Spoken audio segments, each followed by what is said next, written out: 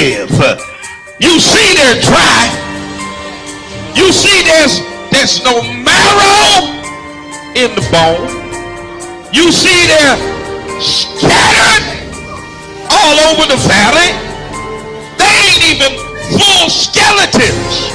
I mean, the bones are scattered all over the valley. They're just bones. But answer me a question, Ezekiel.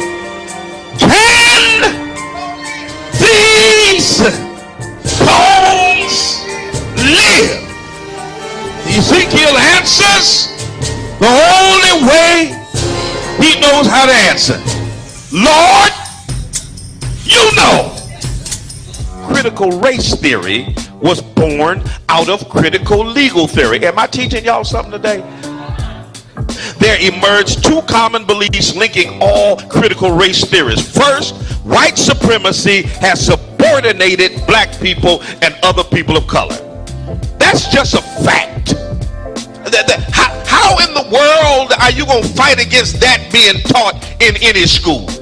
White supremacy has subordinated black people and other people of color. That's a fact. Why don't you want that to be taught in school? You let your schools teach us that Columbus discovered America. That's a lie. You let your schools teach us that George Washington couldn't tell a lie. That's a lie. You let your schools teach us that some slave owners were beneficent and good slave owners. There were no good slave owners. Anybody who owned people was evil. That's a lie. You let your schools teach us that Abraham Lincoln was good for Negroes. No, Abraham Lincoln was trying to save the Union. And Abe Lincoln himself said if he could save the Union and keep black people in chains, he would do it. That's a lie. Come on, somebody. You let them teach us about a white Jesus. You let them teach us that Native Americans were the aggressors. Come on, somebody. That white folk had a manifest destiny and that the Pilgrims were good to Native Americans. That's a lie. All day, every day, you let them teach us lies. All throughout my history in school, I was taught lies. But you got a problem with critical race theory because it teaches the truth that white supremacy has subordinated black people and people of color. The right to bear arms. Let me just back up a little bit and let me take you on back to the late 1960s when Ronald Reagan was the governor of California. And they were oppressing black folk, and a group of men and women known as the Black Panther Party decided that they were going to defend the rights of black folk. And the Black Panthers decided that the Second Amendment wasn't just for white folk. So they strapped themselves with guns and showed up at the Capitol in California. And when they saw them Negroes with guns, come on, somebody. That's why I say if you ever really want to get gun laws changed, just strap all these Negroes up. They'll change them laws before the week is over. When the Black Panthers, watch this, I want you to read, the California legislator passed what was called the Mulford Act. It was a gun control act that decided who could get guns, who couldn't get guns, what could be in your background, what couldn't be in your background. It was the first time in history that the National Rifle Association, the NRA, supported restrictive gun legislation, all because black folk had the nerve to get strapped. Look at your neighbor and say, neighbor, go get strapped. Amen, somebody. Y'all gonna say Bishop told us to get strapped. I said it. Go get strapped. It just got real quiet up in here. But y'all already know I'm a triple P. Amen. Y'all know what a triple P is, right? A pistol packing preacher. Amen, somebody. Thank you, Jesus.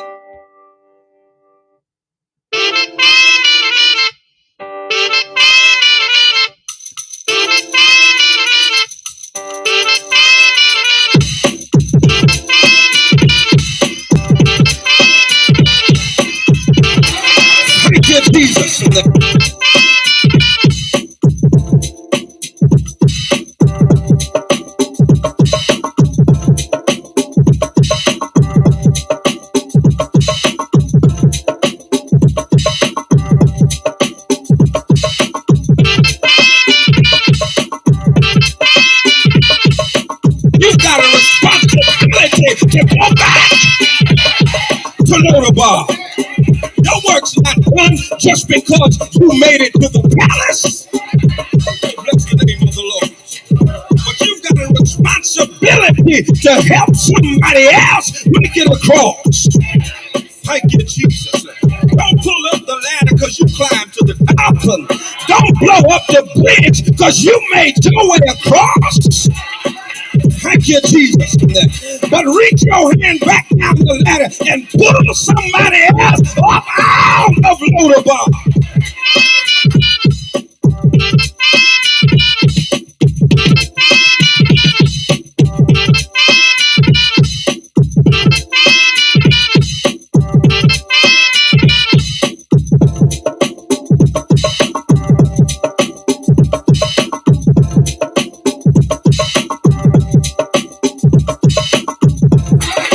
Thank you, Jesus.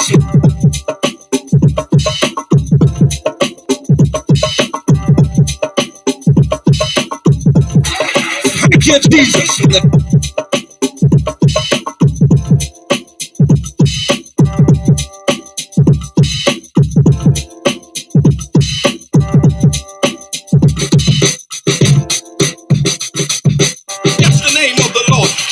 Gotta tell themselves it's all right if you got it now, just hold it for me. I'll be there to get it after a while. Oh, bless the name of the Lord. Thank you, Jesus. You got to make up in your mind that what God has for me, it is for me.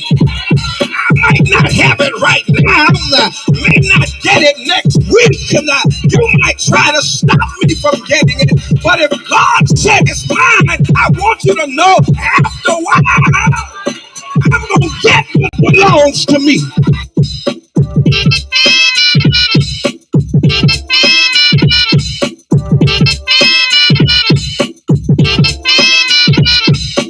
Sometimes God got to strip what you got so you don't depend on yourself. Take away from you so you understand how to depend on yourself. Come on in here.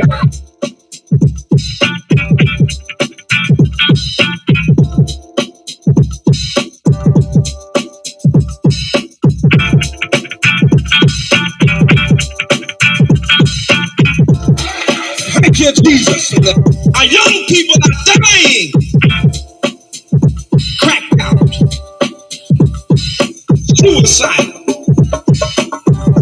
Homicide. They kill you at the drop of a dime. Our jails are full.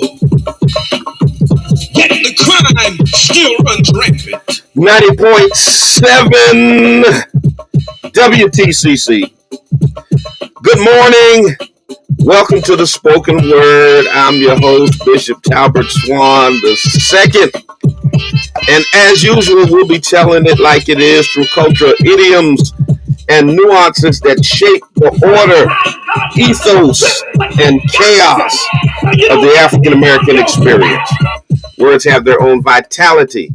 They shape their own consciousness and create their own context for interpreting social and spiritual reality.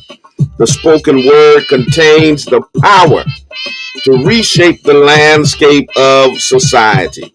It is 4 minutes past the hour of 9 a.m. and I want to thank Mr. Kenneth Barnett for bringing us up until the 9 o'clock hour with the promise.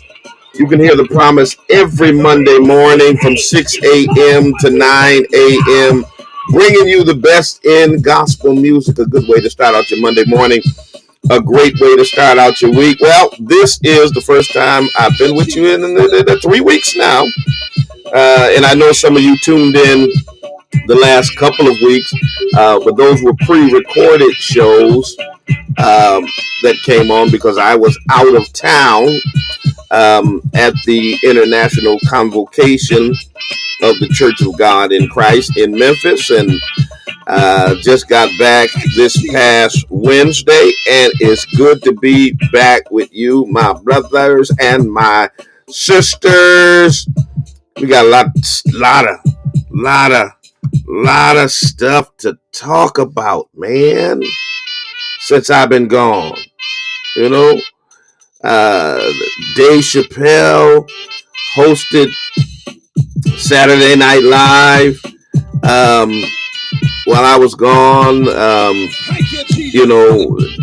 Elon Musk put Donald Trump back on Twitter. Kyrie Irving was back in uniform last night, 14 points, 5 rebounds. The Shanquella Robinson tragedy. Just so much is going on. So we're going to have us an open forum type of morning talking about a little bit of this, a little bit of that, a little bit of everything. Tell a friend, tell somebody.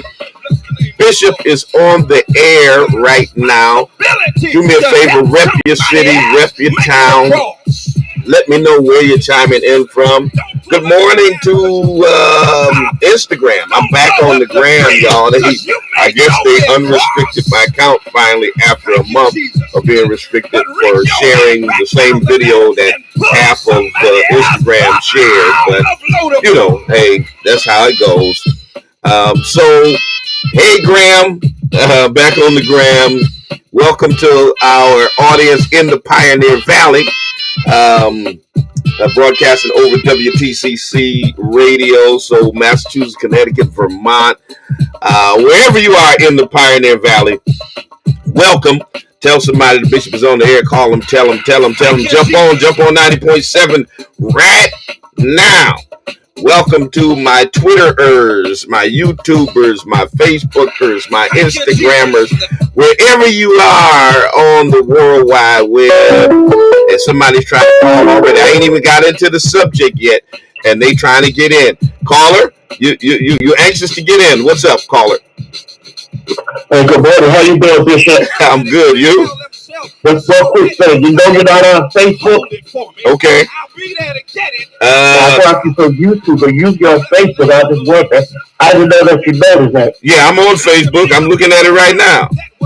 Yeah, I don't know why I'm not getting it. Yeah, go to the building. Let me try right now. I don't know why I'm not getting it. All right. Thank you, Bishop. Yes, sir. Yeah, I'm on Facebook, y'all. I'm looking at it right now. A couple hundred of y'all on Facebook, so I know I'm on there. So in any case, tell a friend, tell somebody Bishop is on right now. Take a quick break. You know, I've gotta motivate you guys with "Don't Stop" by Ferris Hill.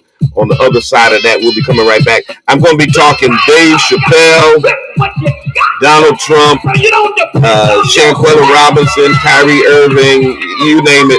We're going to be talking about it this morning. Okay? Don't go nowhere. We'll be right back. The essence of life is growth, but the essence of growth is change. The being in the world would be the end of the road if you refuse to change. Reach a little higher, dig a little deeper, go a little further. Come on. Come on, yeah. Dig a little deeper, go a little further. Come on, but don't stop. The essence of life is growth, but the essence of growth is change. The being in the road will be the end of the road if you refuse to change. Your life will never change until you get disgusted with where you are. Whatever you don't hate is what you tolerate. You must learn from the past, plan for the future, and live what you got today. For it is your daily routine that determines your success or failure in life. It's the choices that you have made up until this point that will determine the rest of your life. So break the cycle that doing enough is simply good enough. You only get out what you put in, so don't settle for the crumbs so you can have a whole lot. So push yourself beyond your limitations. Come on. Reach a little higher, dig a little deeper, don't stop, come on, reach a little higher, dig a little deeper, go a little further, don't stop. So you gotta break the routine of trying to beat the system. Manipulators will always try to bypass the process for the quick progress. There are no shortcuts to success. There are no elevators to the top. You gotta take it one step at a time. You gotta break the routine of allowing others to get into your head and control who you are and where you're going. You see, when you're about the positive, you're gonna always have haters. But don't let your haters push you down, let your haters push you forward to the next level. So when people show you who they really are, don't perceive them to be something else that they're not. See, a zebra does not change his stripes. So you gotta keep pushing yourself to the next level. Yeah, there you go. Come on. Zebra. Come on. Yeah. Go a little further. Come on. Come on. Yeah. To little higher. To little higher. Go a little deeper. Dig a little deeper. Go a little further. Go a little further. Come on. Come on. Come on. You gotta understand the greatness is the nature that you were born out of. You'll never discover your greatness without hard work and dedication. Greatness says more about who you are and what you expect for yourself. And greatness will always attract greatness. Show me your friends and I'll show you the future. The future. You just a step away. You just a step away. You just a step away. Don't ever give up. Come on. You just a step away. You're almost there. Come on. You gotta push yourself beyond your limitations. You see, there's no mountain too high, no valley too low. You can go where you want to go. It's all in the power of your imagination. If you can see the invisible, you can do the impossible. So stretch yourself. Take yourself to the next level. Come on, come on, come on. Reach a little higher. Dig a little deeper. Go a little further. Come on, come on, come on. Come on. Reach a little higher. Dig a little deeper. Go a little further. Don't stop. Don't stop. Come on. Yeah. Come on. Yeah. Come on. Yeah.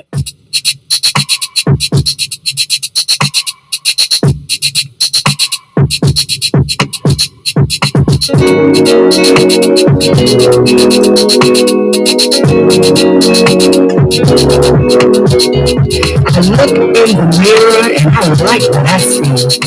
A strong, beautiful black woman staring back at me. One who's seen a lot of pain and had her share of sorrow, but who never gave up hope for a brighter tomorrow. I've been lied to, cheated on, and stolen from and hit me, but it just made me stronger and I refuse to quit. That's right. And though I've been tempted, I refuse to stoop to their level. I was above that nonsense and made an honor of the devil. The devil who said I wasn't good enough, cute enough, or worthy of love. I kicked his butt with divine power from above. Power that says I can do all things through Christ, which strengthens me and brought me out of darkness so that I could see that I'm smart, I'm beautiful, I'm a child of the King. Abundant love for me, He came to bring. Oh yes, when I look in the mirror, I love what I see. She's looking good. That strong, beautiful black woman, that woman is me. All right, 90.7 WTCC. Good morning to every one of you from everywhere, wherever you're chiming into the program from. Those of you in the Pioneer Valley, it's done turned cold out here, but you know we were expecting that. Those of you across the internet, welcome to each and every one of you. Coming up at 10 o'clock, Justice and Flow. It's good to be back with you. Good morning, Auntie. I see you.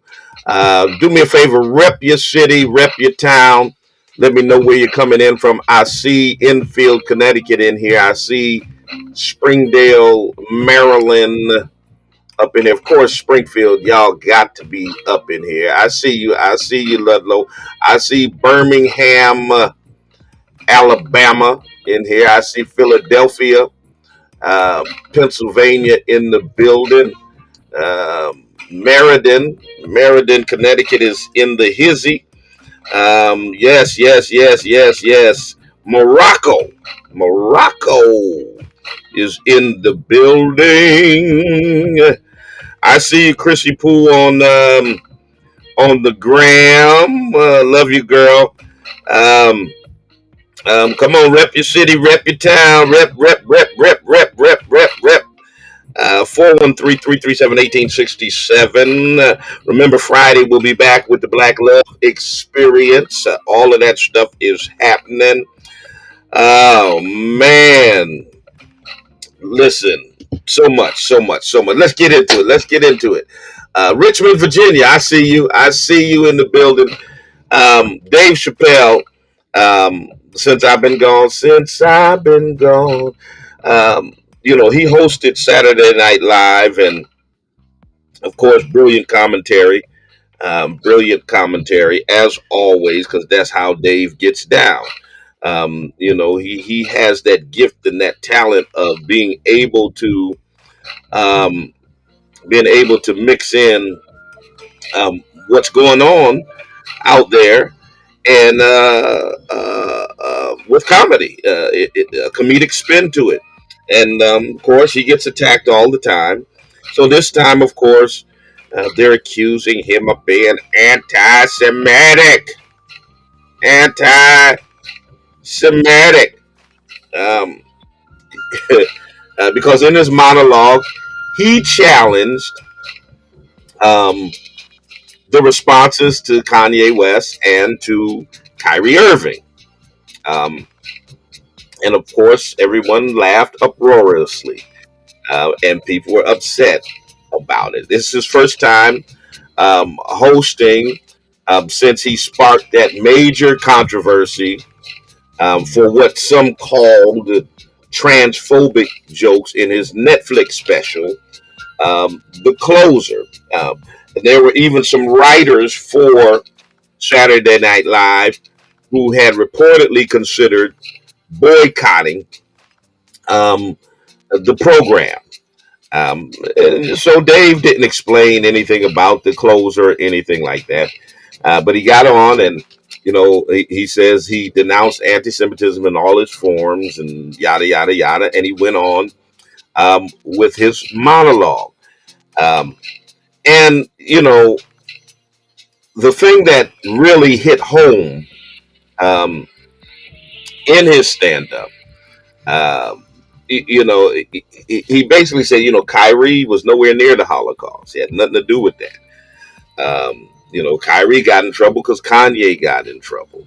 Um, but what he really said that really hit home was it shouldn't be this scary to talk about anything. It makes his job difficult. All right. It shouldn't be this scary to talk about anything. In other words, you shouldn't be losing your livelihood because you express an opinion. Um, and see, there's a distinct difference. There's a distinct difference between someone spewing hateful, dangerous vitriol that puts folk in danger and someone giving an opinion. Kyrie tweeted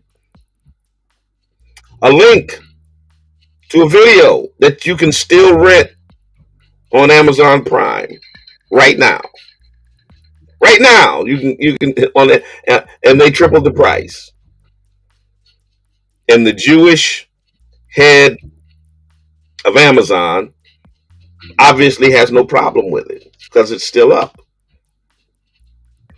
But Kyrie lost millions of dollars in payment, was ridiculed, ostracized, slandered, the whole nine.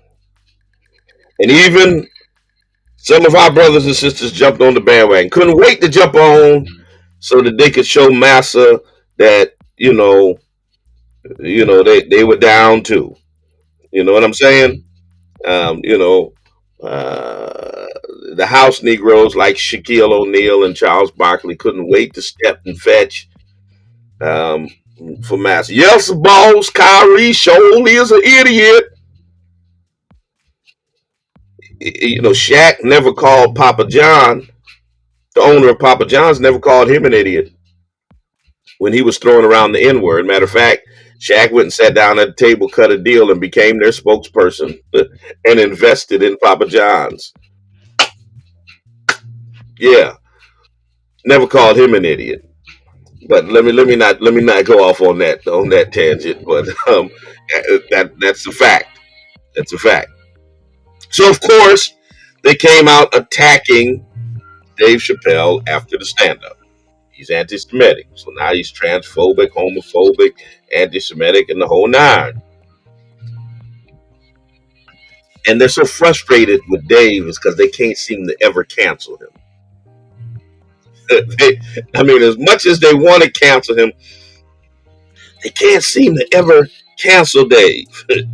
You know, even when they get some of his venues canceled and all that stuff, Dave keeps bouncing back. And Dave, basically Dave's like, you know what? I'm rich enough where I don't actually have to work another day in my life, and I'll be filthy rich until I die. So you can't cancel me. You can't take nothing from me. Um, and so he says what he wants to say, and I love it. I love it. I love it. Um, I love the fact that he speaks truth unapologetically, and then tells you, I ain't about to apologize to none of y'all.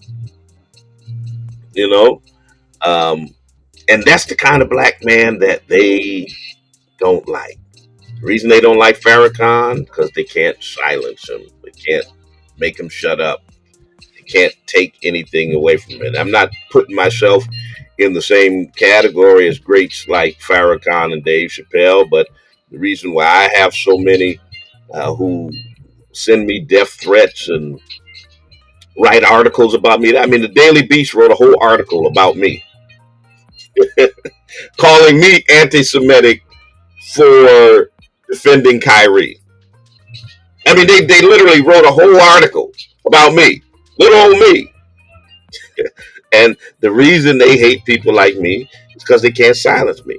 They can't take anything away from me. They can't get any contracts canceled or any shows canceled. They can't call up the churches and tell them not to let me come preach or, any of that. So the only thing that they have left is ad hominem attacks through their media sources. So that's what they do. They literally start writing articles about you and stuff like that. Because they hate black folks that they cannot control. Hate black folks that they cannot control. And I love to see black folks that they can't control respond. Okay? Let me get Untouchable Jay up in here in the Twitter space. Untouchable, you got the microphone. Holla at your boy. For those in the Pioneer Valley, 413-337-1867. Hey, Jay, what's going on? What's going on, Bishop? Thank you for holding the space. Yes, greetings again from the great state of Connecticut. Yes, Twitter actually was doing something funny too, because it wasn't giving me your notifications the past couple weeks when you came on. I know you had some things going on, but just want to let you know. Yeah, they got me shadow banned, and so they basically trying to limit my reach so my followers can't find out what's happening with me. But I'm used to those tactics. They can't hold you back. Real quick on the Chappelle point, it's funny how when we dealt with Howard Stern for decades, and when he would make little comments, the black community was told, well, it's free speech. Right. And now we got that guy, Crowder, who does the same thing, talking about, he's the new version. We're told the same thing. But when Dave Chappelle speaks, right, it's not speech. Right. Dave Chappelle needs to be taken off the air and banned and all this stuff. And David Stern and Howard Stern and Howard Stern has been doing it for 40 years. Absolutely. Absolutely. Yeah. I've asked White Twitter, where can you point what Kyrie, even though he quoted a book or a movie, what in that book or movie was anti-Semitic? Right. Give me a quote, a line, something was, and there's nothing. Mm-hmm. And they just don't want a black person to say that the original Hebrews are black. I know, and you know, and that's the whole thing with it. Because I guarantee you, it's just like these white folks who go around talking about something is Marxist, and you know, and they don't know the difference between Karl Marx and Groucho Marx. They don't even know what Marxism is. I guarantee you, 99.9% of white folks, of Jewish folks, of folks who are or even black folk who are jumping on the bandwagon, calling this documentary anti-Semitic, have never watched it. I promise you, they have never watched it. They're going on whatever talking points the media put out there, and they're rolling with it. Exactly. And that's what they keep doing. It's what's never good enough for them is supposed to be good enough for us, and vice versa. They can't have it both ways at all. I'll lay my plan there, Bishop. Thank you. And I just want to let you know, in 2023, I'm going to come up. I'm only in Connecticut, across the border. I'm going to come up to your church fellowship with you. Thank you for all you do. Have a good day, brother. All right. Appreciate you. 413-337-1867 for those of you in the Pioneer Valley listening over the radio. You can chime in. Of course, those of you on social media, please go ahead and put your comments in the comments section. Let me get ODB up in the Twitter space. ODB, the Dirt Boys. You got the microphone. Holla at me. Yes, sir. Appreciate you, Bishop. Peace and love to family in the space. You know what I mean? And yeah, so I just wanted to unpack a little bit. So Dave Chappelle thing is crazy. Donald Trump running in 2024. Hopefully he stops illegal immigration. And then with the Kyrie Irving situation, I actually look at it and see what they're doing with Jaylen Brown right now. It's wild. You know what I mean? Yeah. They're trying to get on this man because he's promoting black unity. You know what I mean? Yeah. Which is wild to me. So I think that's another thing as the grassroots people got our hands of protection as best as we can around him while these I'm gonna just call it these Anunnaki Jews with their pedo religion is going after him, because it's wild that people that in their own Talmud that says you can have sex with a child long as they're under 9 are even opening their mouth to speak on people in general. You know what I mean? So I mean, I'll just leave that right there. All of it. I mean, I'm sure we could talk all day about the Dave Chappelle and how they're trying to paint it out as anti-Semitic, and how they don't want us to know that we are the, we are the real Israelites and things like that. But, it's just a wild world living as a 28-year-old, 94 baby, seeing what's going on right now. So, all right. Appreciate you, brother. We the Dirt Boys, so we're a construction-based company in Houston. I don't know how many listeners I know you got probably tons of listeners out there. Construction-based company in Houston, so give us a call, look at the page, and I appreciate your support, Bishop. So, all right, appreciate you. 94, yeah, my son Talbert is 94, 94 baby. And as far as Trump getting rid of illegal immigration, I hope if he does that, he also gets rid of the illegal immigrants that are rolling through here from Canada and Europe and other places as well. See, my only problem with this whole immigration policy is that they're focusing on immigrants that have melanin in their skin, and they never talk about the thousands of illegal immigrants that come over here from Europe and Canada, who look like them. But yeah, what the caller talked about with Jaylen is crazy. Jaylen basically tweeted out a video of the Hebrew Israelites gathering at the Barclays Center last night, where Kyrie was playing, and he just put the words unity. No, he put energy, and he was talking about the unity of black people coming out to support Kyrie, and of course, they went in on him.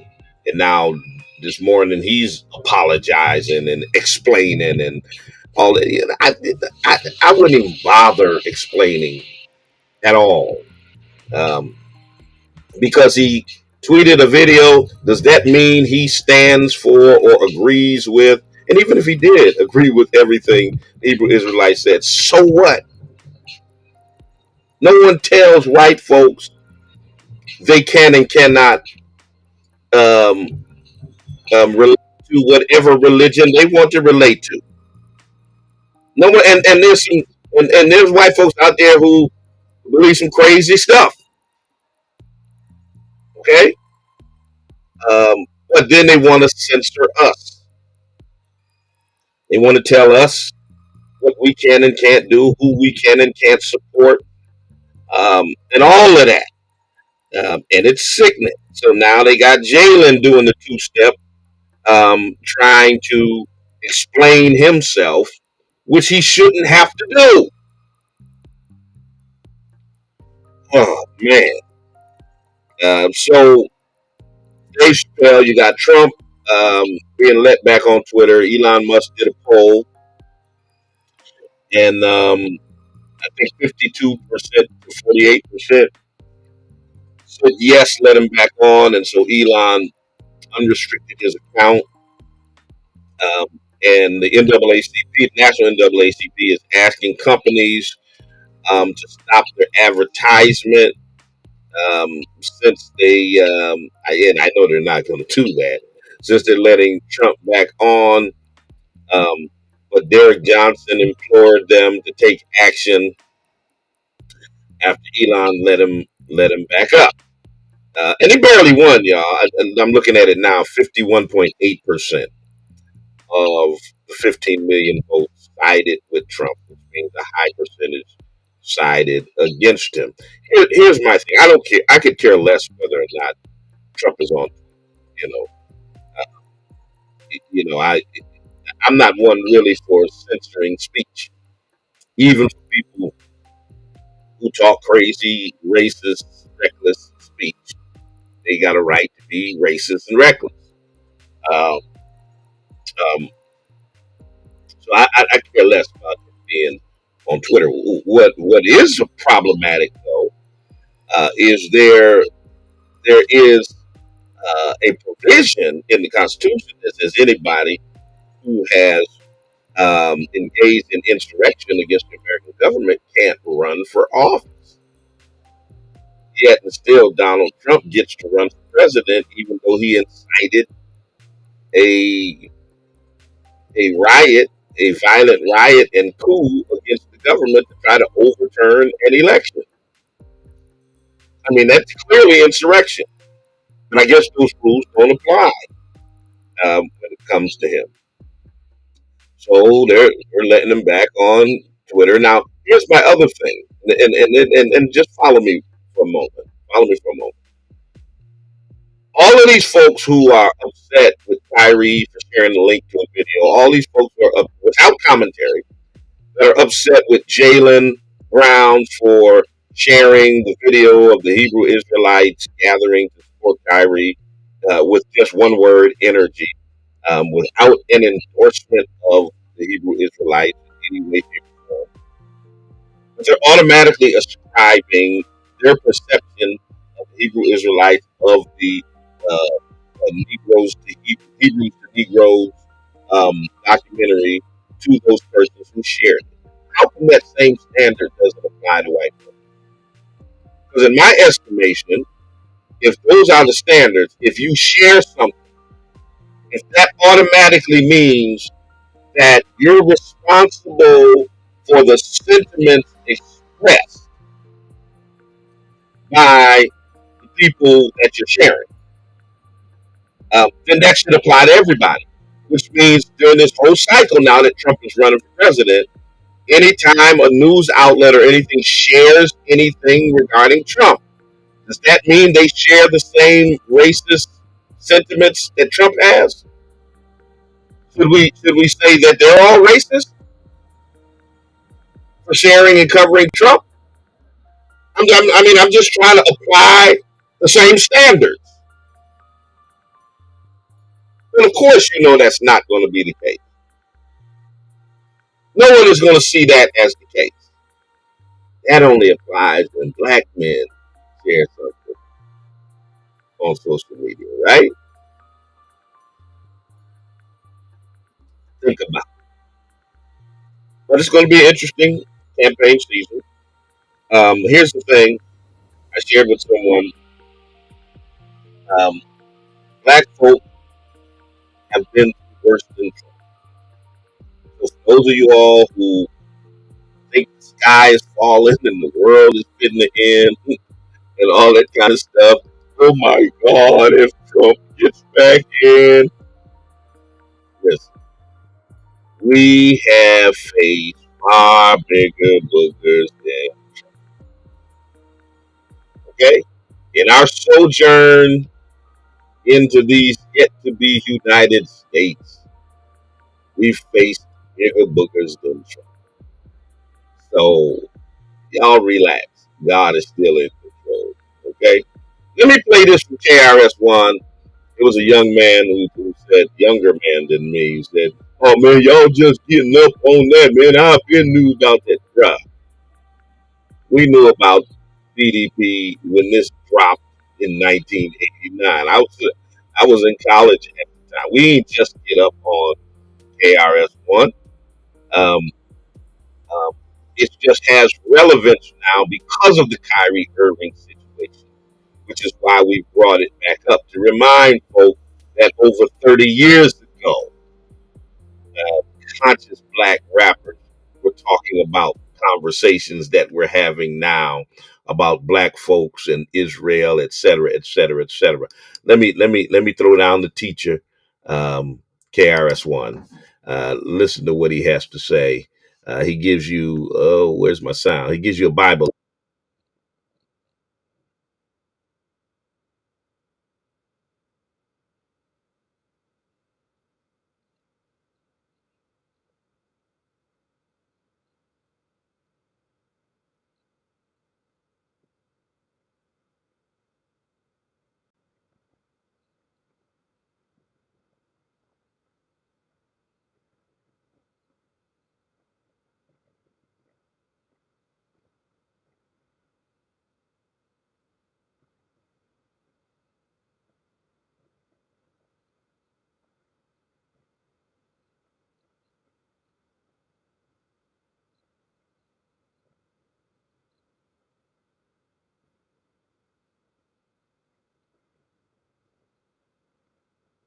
I said, let me break that down for those of you who may not have been able to make um, who may not have been able to make out the lyrics to it.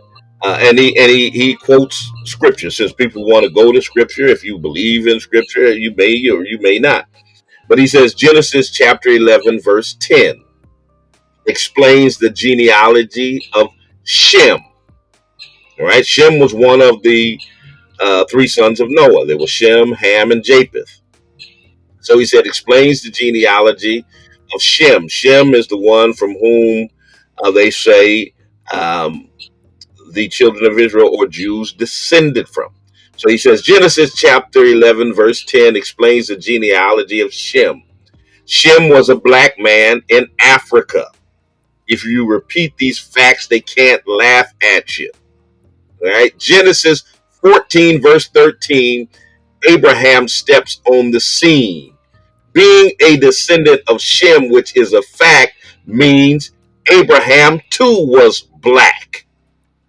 Abraham born in the city of a black man called Nimrod, grandson of Ham. Ham had four sons. One was named Canaan. Here, let me do some explaining.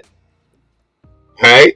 Abraham was the father of Isaac. Isaac was the father of Jacob. Jacob had 12 sons for real, and these were the children of Israel.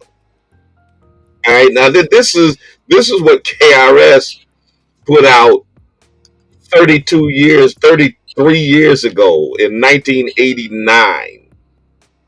All right, the same kind of thing that is put forth in um, the documentary um, Hebrews to Negroes. Somebody said there's no sound on Facebook. If you can't hear me on Facebook, let me know, and I'll check and see if. Well, if you can't hear me, you can't hear me. Ask. I get. I don't know if you can hear me or not, but if you can, please let me know. Oh, I can hear. When Nathaniel Anderson says there's no sound, who can hear me on Facebook and who can't? Because I just pulled up the Facebook feed and I can hear the sound. Come on, hit me up, hit me up, hit me up. All right, okay. Todd Hankins says he hears me. Valerie says she hears me. All right, so there's folks that hear me. You all may want to check your sound because there are others who say they can hear. Good morning. Caller, turn down your radio.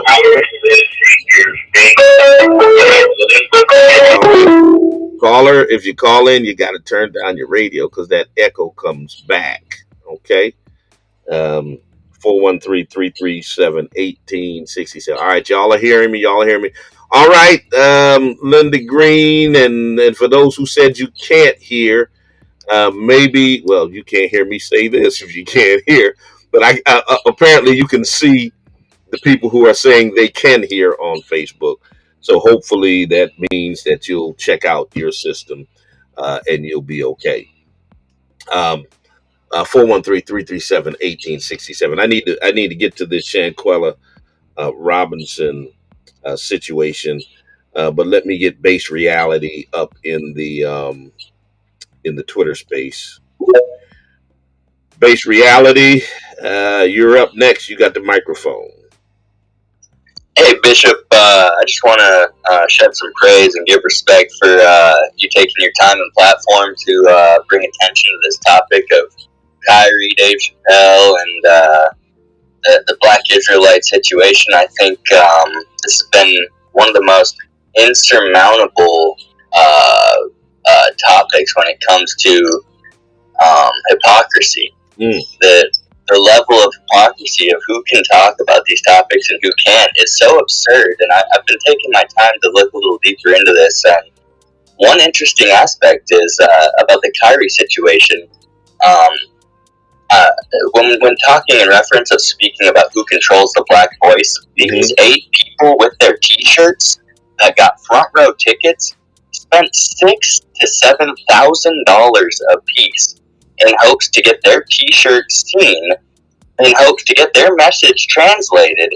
Now, most people that are normal don't necessarily go that far, in my opinion, to get their voice across. And I feel like, as I said before, the hypocrisy with this is insurmountable. And without pointing fingers and allowing people to make simple judgments, I think real recognizes real here, and we're all just about on the same page with this topic. And I just want to thank you a lot for bringing this up and continuing to push it, sir. All right, appreciate you. Yes. Let me. I got to talk about this before I close out of spoken word. Shanquella Robinson, the FBI is now investigating the death of Shanquella Robinson, who died during a group vacation in Mexico. Um, um, she was found dead last month. Her family is demanding answers. Her friends reportedly blamed alcohol poisoning, but an autopsy revealed she had trauma to her neck and spine. Her family is now seeking justice and answers from U.S. and Mexican authorities.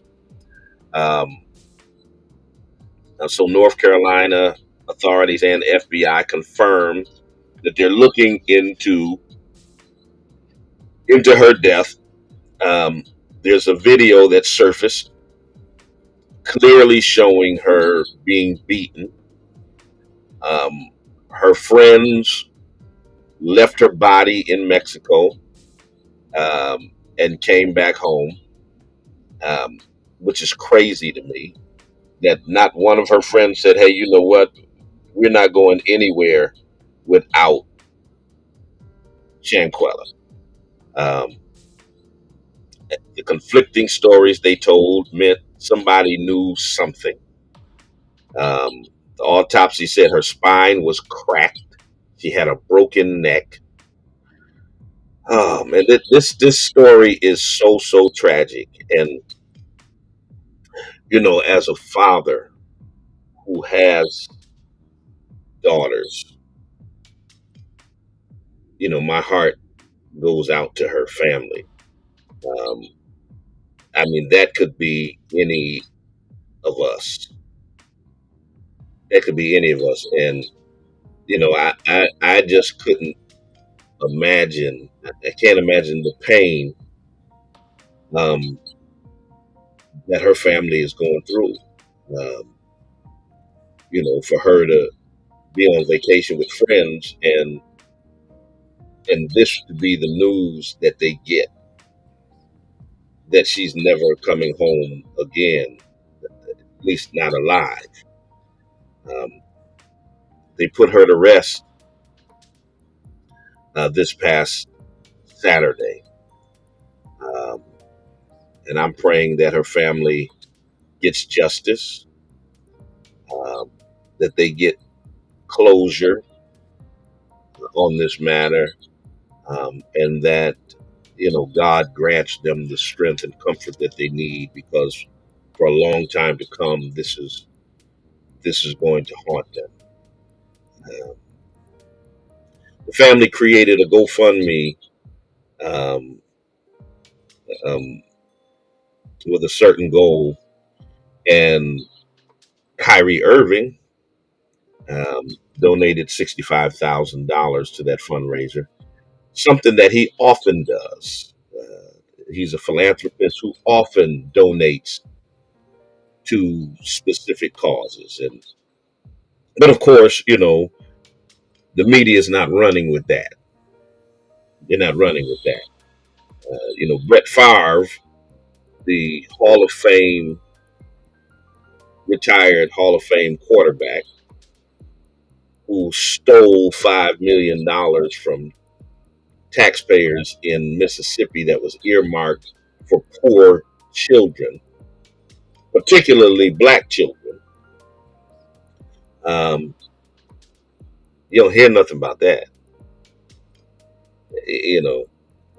So here's a white athlete stealing money from black children. Um, he doesn't get a scintilla of the scrutiny Kyrie has gotten, and Kyrie is donating money to help black families. Run tell that, y'all. Run tell that. Talk about that if y'all want to talk about something. And of course, that you're not going to hear about that. You want to talk about something, Shaq? You want to talk about something, Barkley? Talk about that. Since Kyrie is such an idiot, how much did y'all donate to Shanquella Robinson's family? Huh? Can't hear y'all. Oh man, it's crazy. And like I said, first thing this morning, you get up and you find out. And those of you who are on, they send me these notices on Instagram. Y'all can buy a badge too. I know it's my first time back on Instagram Live in a long time, so go ahead and buy a badge. First thing this morning, I'm getting up and seeing that they're attacking Jalen, and I'm like, are you kidding me? So there's this whole movement out here to censor black male speech. I mean, they want to censor black people in general, but I'm talking specifically around Dave Chappelle and Kyrie and Jalen, and they want, and here's the thing: it's not even just the Jewish community or white folks, even black folks went around the election. If y'all not going to vote Democrat, then just shut up. We don't want to hear what black men have to say. Um, this whole thing that black males don't have the rights to talk, to express their opinion, all of that kind of stuff. Okay, somebody said Kyrie paid for the funeral of Shanquella Robbins. That's my frat brother, Leonard Epps, our frat. And that doesn't surprise me at all, because that's the kind of brother that he is. But see, the media is trying to paint him as a monster. They're trying to paint him as this, anti-Semitic monster, which he is not. And they're trying to paint Dave Chappelle as a monster, but he is not. And what they're really trying to do, and notice, if you will, there's a pattern that's happening where they want to put the face of black men on societal ills that are really promulgated, perpetrated, and perpetuated by white folks. You remember when they put forth the COVID-19 hate crimes bill, what we call the anti-Asian hate crime bill. They were trying to make the sound of the face, they were trying to make black males the face of anti-Asian hate. When it was a white president who was the one who first started calling it the China virus, and his white supremacist followers who started attacking Asian people. Black folk never dropped a bomb on Hiroshima and Nagasaki, killing thousands of Asian people. Black folk didn't start a war with Vietnam and go over there and murder tens of thousands of Asian men, women, and children.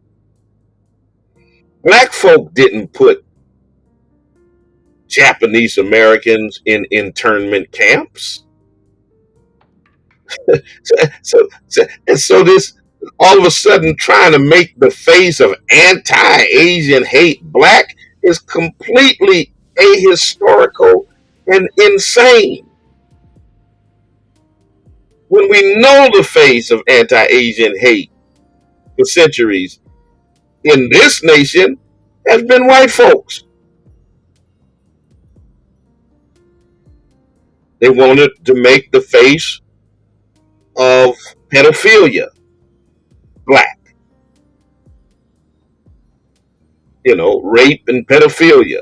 So they were highlighting and pushing out there in the media strong the cases of Bill Cosby and R. Kelly and so on and so forth, while shielding and putting on the back burner Jeffrey Epstein, who had a whole island where he sex trafficked little girls and had his rich millionaire and billionaire friends come and have sex with little girls. Matter of fact, something I said, true story, that has got very little play. When J.P. Morgan Chase no longer wanted to do business with Kanye because of his anti-Semitism, they kept doing business with Jeffrey Epstein, a Jewish man, for 5 years after he was convicted of child sex trafficking. So you got to stop doing business with a black man because he said something that offended you, but you keep doing business with a Jewish man who was convicted of sex trafficking minors. The hypocrisy is amazing.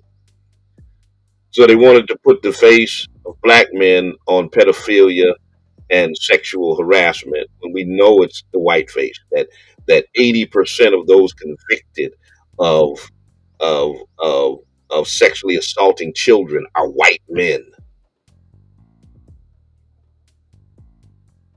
Now you want to put the face of anti-Semitism on black men.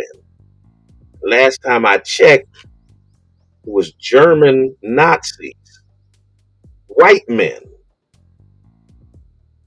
who perpetrated the Holocaust that killed 6 million Jews. White men in the Ku Klux Klan who were against Jewish folk. But somehow, y'all always want to change history and replace the face of the white perpetrators with the face of black people. Same thing you did with welfare. Even though the vast majority of people who benefit from welfare are white women, y'all want to make the face of the welfare queen black women. We know the game. We know how y'all get down. How you want to flip and switch history. So there's a whole commercial out in Georgia. I wish I had it. I don't have time to pull it up. There's a whole commercial out in Georgia. Talking about anti-white racism. So now they're literally trying to make white people the victims of racism in America. This is nuts. This is nuts. Yes, frat. White men in Charlottesville. Jews will not replace us. At UVA and in Charlottesville, Jews will not replace us. They are the face of anti-Semitism. They are the face of anti-Asian hate. They are the face of anti-black hatred. They are the face of racism, discrimination, hate, genocide, murder, rape, lynching, as we know it. History has borne this out. And no amount of so-called banning critical race theory, no amount of trying to remix history, no amount of any of that is going to change what the facts are. Okay, it is what it is. Y'all need to stop playing with us. We understand very well the history of these yet to be United States of America. All right, y'all. I got to move out the way. And I guess it's right in time because my Instagram video just abruptly ended. But I guess it ended right on time. 413-337-1867 for those of you who are going to continue on. We're coming back with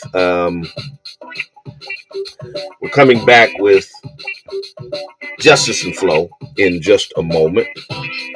So please, ma'am, please, sir, don't go nowhere. Those of you who are on WTCC, if you're looking for a place to worship, check us out at the Spring of Hope Church of God in Christ, 35 Alden Street, Springfield, Massachusetts. Sunday morning, 11 o'clock a.m.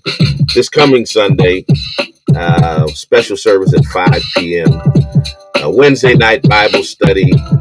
It's all happening right there at the Spring. So be a part of what we're doing, all right? Until the next time, those of you in the Pioneer Valley, I talk to you and you talk to me. Always remember, God loves you. So do I. The rest of y'all stick and stay. We'll be right back.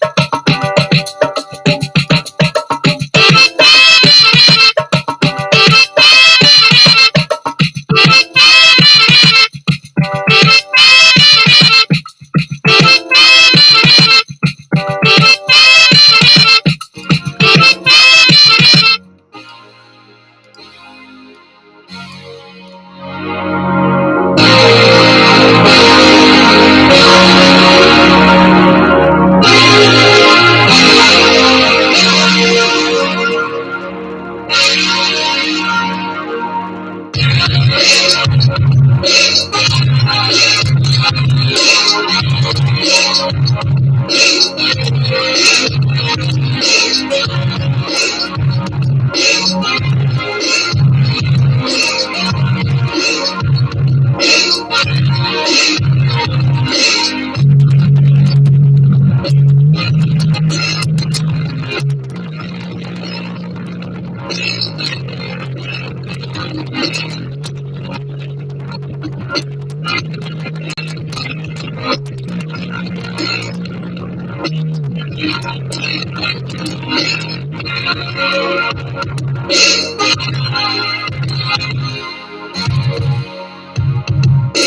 right, we're back.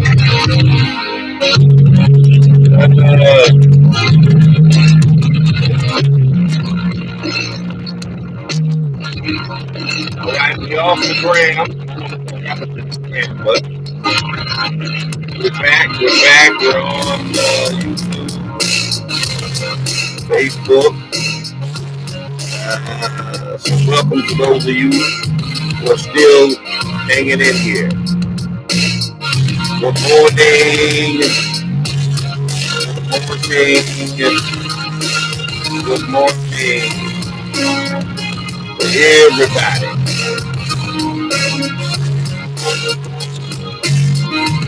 Are you on mute? Well, I can't hear you. You still playing the intro?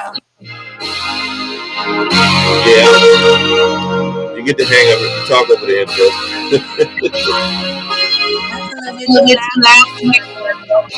Good morning. Good morning, everybody. I miss you. Miss you. Mama Brenda is on the line. Mother Green is on the line. Hey, y'all. Hey, now. Hey. I miss y'all. I miss y'all. Did y'all miss me? Did y'all miss Swan? Did y'all miss me? Did y'all miss me? You got a little bit of an echo. Let's see if we can fix your stuff.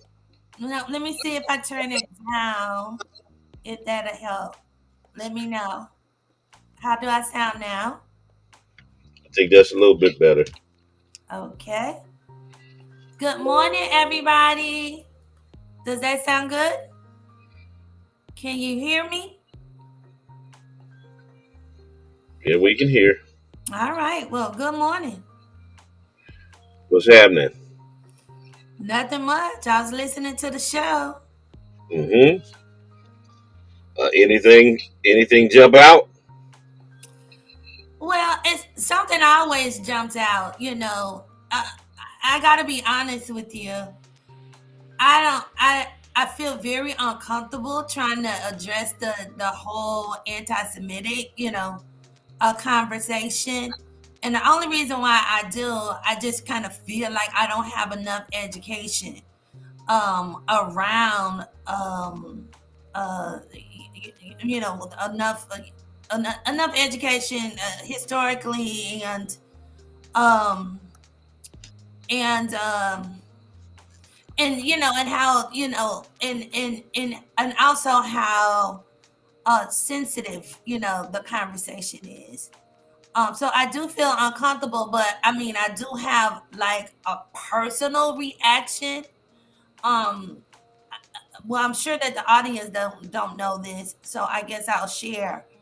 So I was brought up with a Jewish family. My grandmother was a nanny to a Jewish family. And I'm gonna say it like this. I'm just gonna say it like I know it. If I offend anyone, that is not my intention. But nevertheless, I'm just gonna say it like I know it. So I was brought up, kind of almost raised with a white Jewish family, and I remember quite a few incidents of racism. And to be quite honest with you, I learned a lot about racism in my childhood because of my interaction and my relationship with this Jewish family. They were rich. Their last name was Rosenberg. They were owners of, I can't remember the company, but it's a popular company. If I'm not mistaken, um it was ketchup or something that they were part of, you know. But nevertheless, my grandmother raised all four of those daughters. And the youngest daughter got in touch with me recently, and she said to me, she was talking about my grandmother. She was crying and the whole nine, and she was talking about how if it wasn't for my grandmother and the impact that she had on her life, she don't know where she would be because her parents were like workaholics and they was very busy and they was very caught up into the business and things like that. So it was literally my grandmother that nurtured them, that raised them, and the whole nine. So I grew up, very much involved in a Jewish family. I remember one time a neighbor of this family, one of the childhood friends of theirs, who was white, European white, came to the house one time when they were children, and that child called my grandmother the N word. And when the father that my grandmother was working for, when that father found out, he told that child that he was no longer welcome in their home, and basically there was a lot of tension between the Rosenbergs and that white family in the neighborhood, because I guess they couldn't understand why the Rosenbergs would be sticking up for my grandmother, if you will.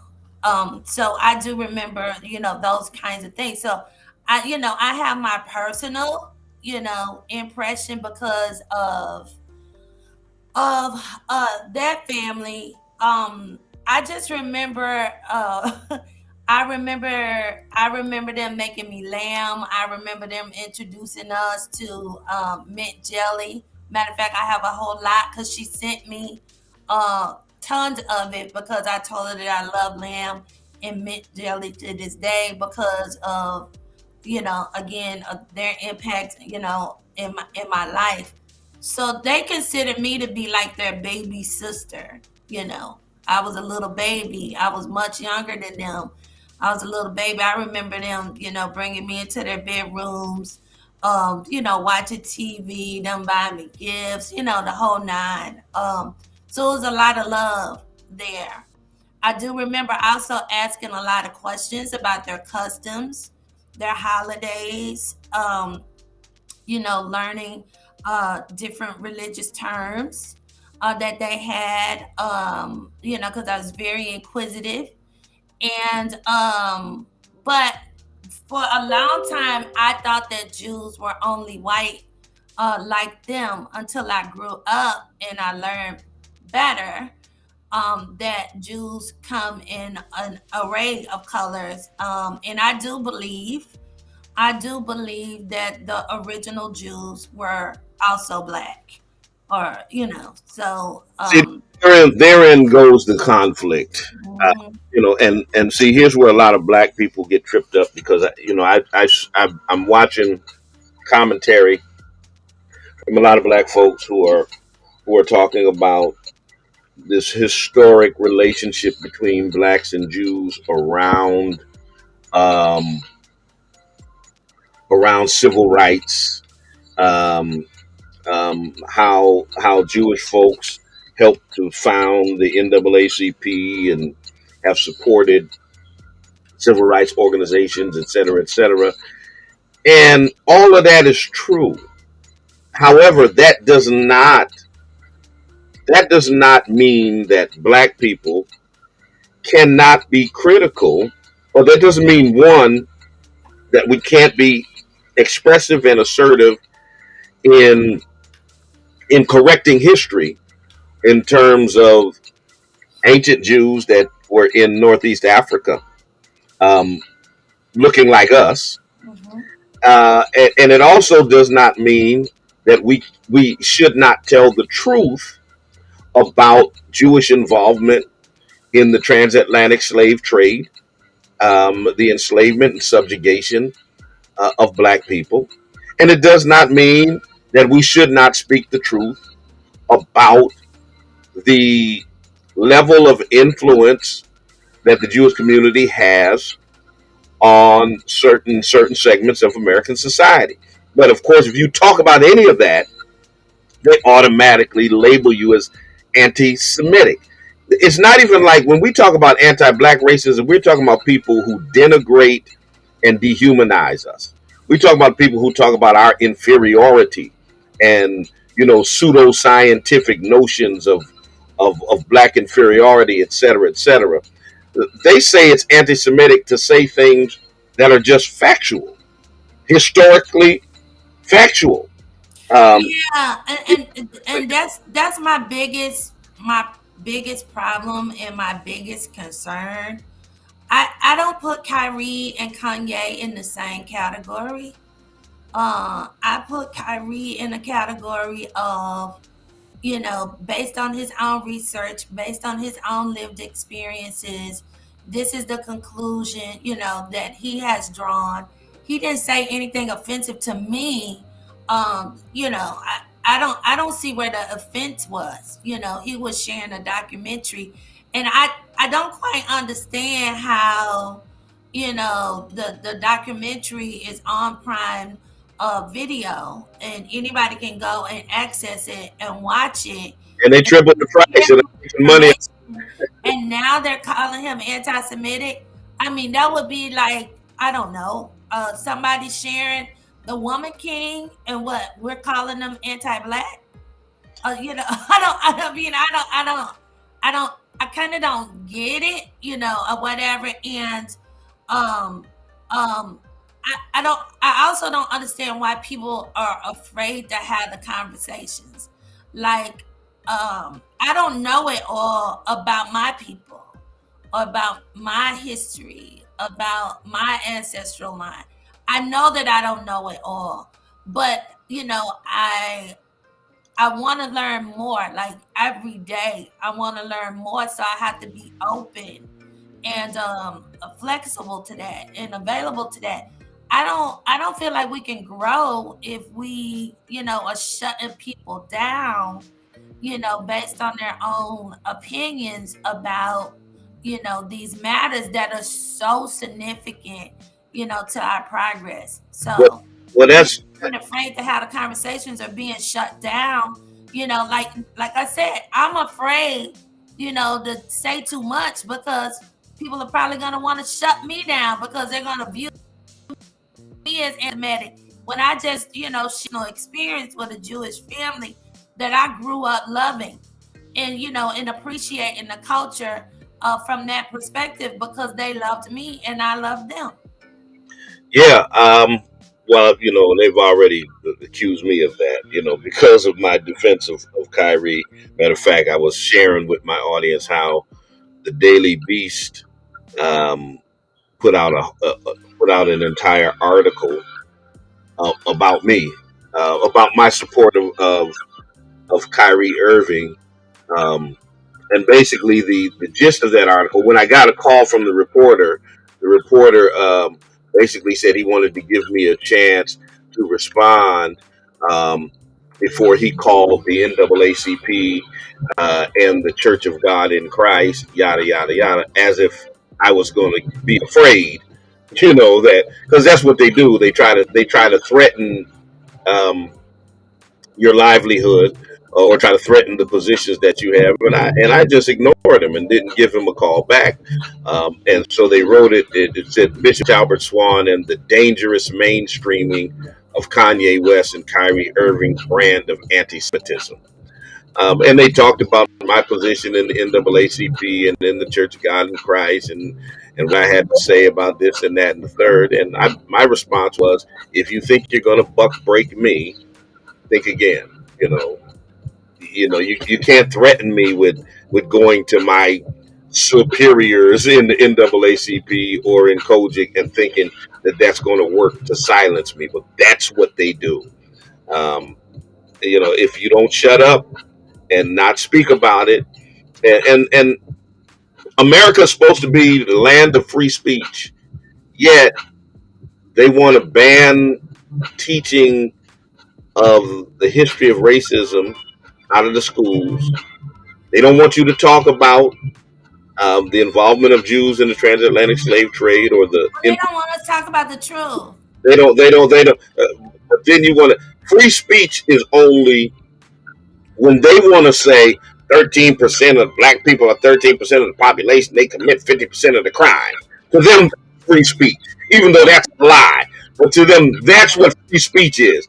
Free speech ain't us telling the truth about them. It's Yeah, them perpetuating their stereotypical lies about us. yeah. What is the fear? What is the fear? What Fear, is driving the fear? truth is liberating. Truth Yeah, is liberating. You.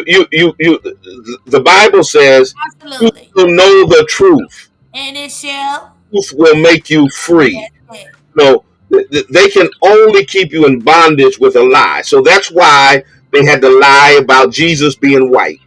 They had Okay. I'm glad about. I'm us glad to hear. being inferior. They had to lie about God cursing black people and meaning for us to be subservient and in bondage. So all of our existence in this nation and across the world, they have perpetuated and pushed lies about who we are, and that have gotten into our psyche, that will make us better tools of subjugation, and better allow them to basically dehumanize and keep us as second class citizens. But once we But there, it got to be a benefit. Yeah, but it that, got to be a benefit to them in keeping us as second class citizens or keeping us on the bottom. And that's not just to white people, okay?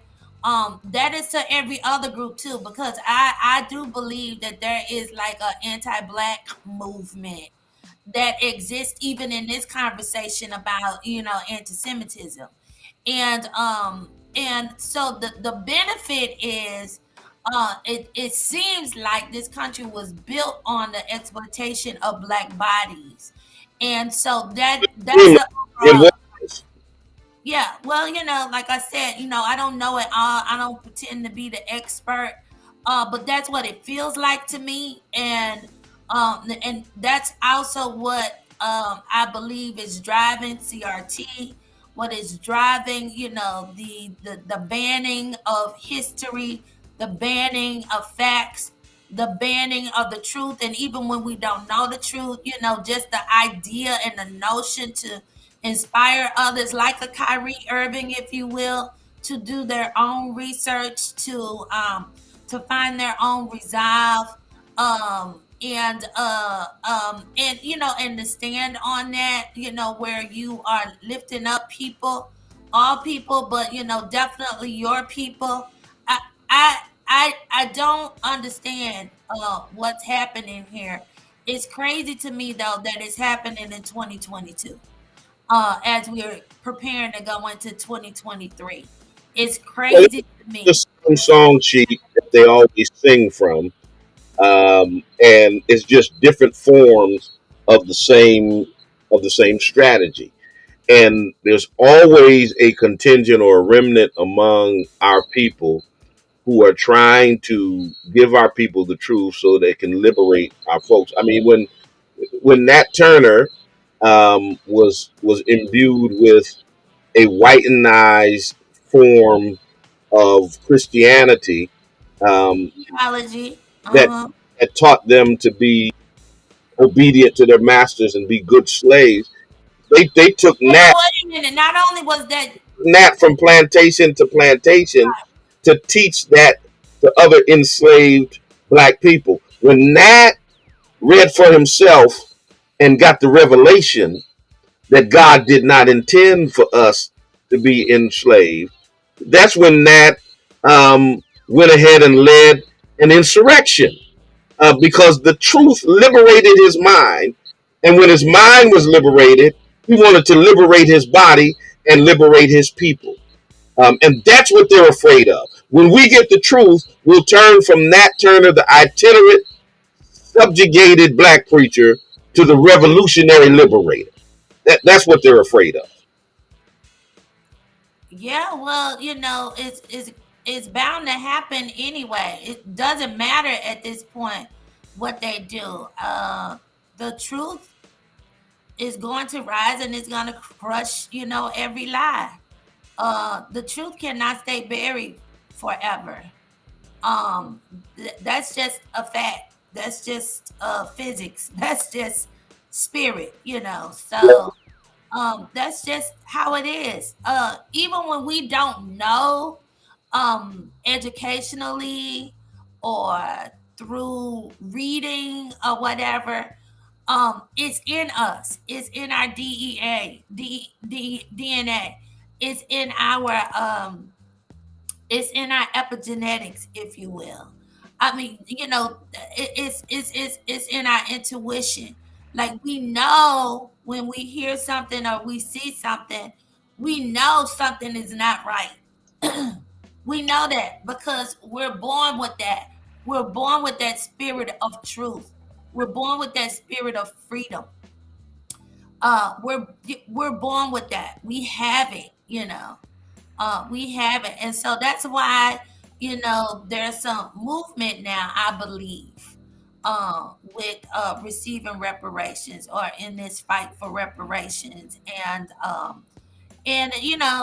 agree with you that I guess, the country benefits from trying to keep the next generation. We have what, 4 generations that are alive, right? That are alive, and with that, being said, I guess they don't want they don't want us to go and receive or to get what we rightfully have deserved. I mean, earned and what we deserve.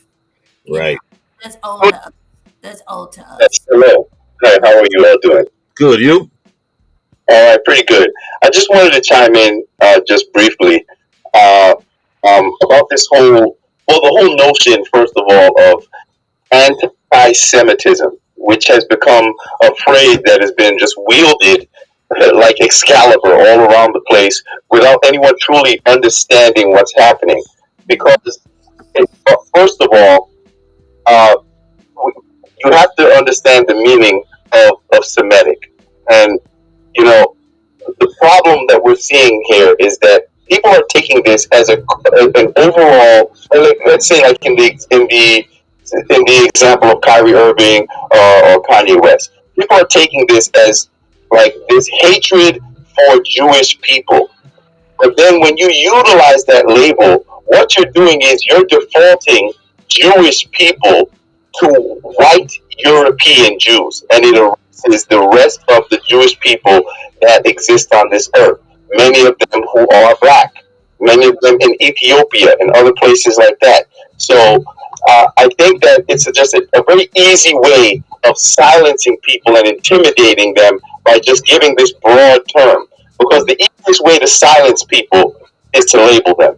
People nowadays are just so afraid of being labeled, uh, being castigated and publicly shamed for having their opinions. And the easiest way to shut them up is to just throw a label on them. You're racist, you're anti-Semitic, you're this, you're that. And that bullies people into silence. And I know people that, have been saying, and what's disappointing to me, honestly, is I see a lot of black celebrities, entertainers that are kind of parroting the typical white liberal talking points. And the reason why I say white liberal talking points is because, sadly, a lot of black people tend to think that, the Democratic Party, those are your friends, Republicans are your enemies.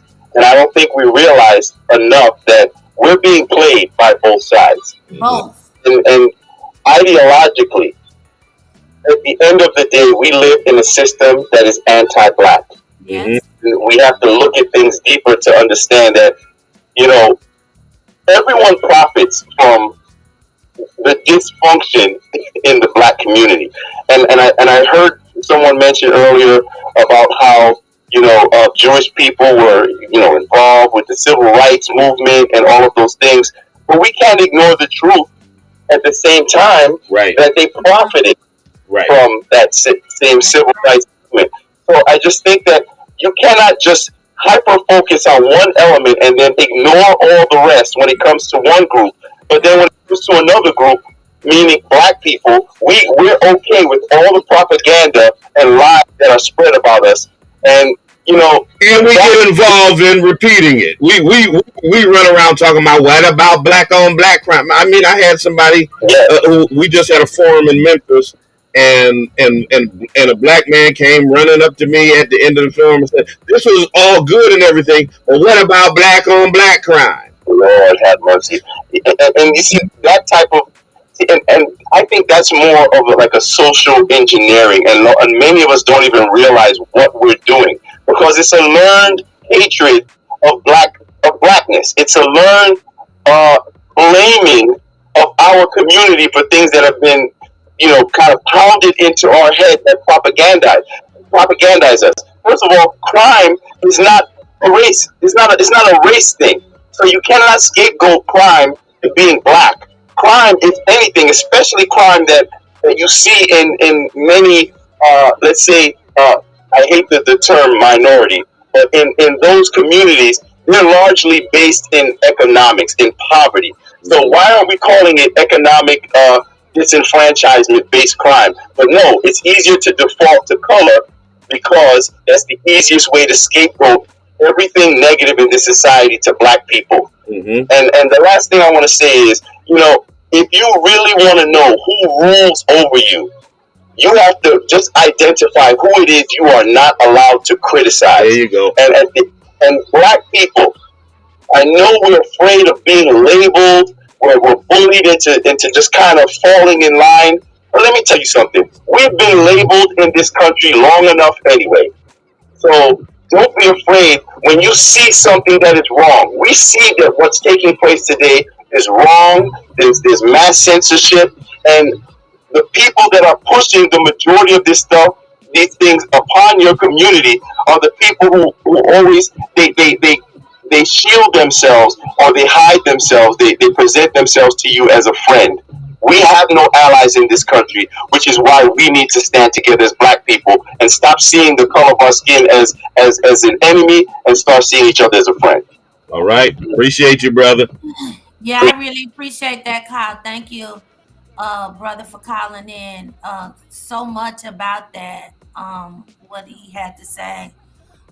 So true, so on point. I totally agree. I'm not in disagreement with anything that the young brother said.